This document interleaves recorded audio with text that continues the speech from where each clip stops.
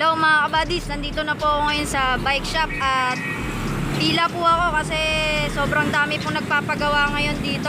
Ito yung mga bike na nakapila. Sobrang dami pa, yung pa ginagawa oh. Ayan.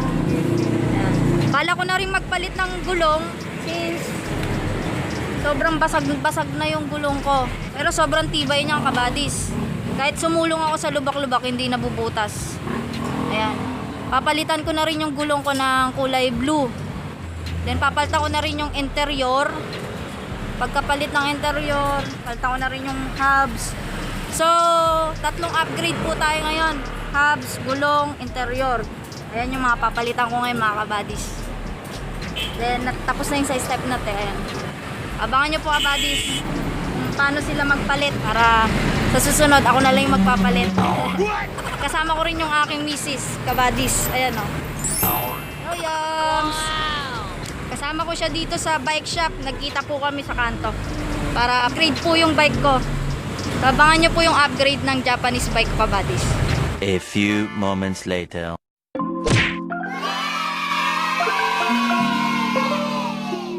Habang nag-aantay kami, sobrang dami ng pila. Dalawa lang yung gumagawa dito, sila kuya. Kuya, tsaka yung naka-green. Green ba yung blue? So, dalawa lang yung gumagawa ng mga bike. And then, sobrang daming pumipila dito kasi the best naman kasi dito yung shop nila. So, itong bike shop na to, napakadaming customer. Tsaka, sobrang daming nagpapagawa dito. I wanna love you and heal your bruises, yeah. With you I got nothing else to lose.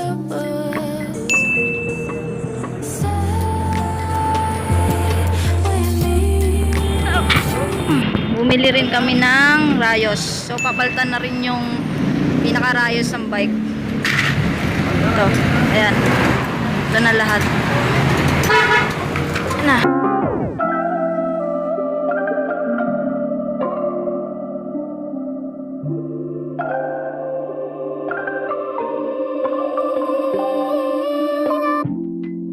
I wanna take shots with you. I just wanna run away with you. I wanna love you and heal your bruises, yeah. With you I got nothing else to lose. Stay with me. Stay with me.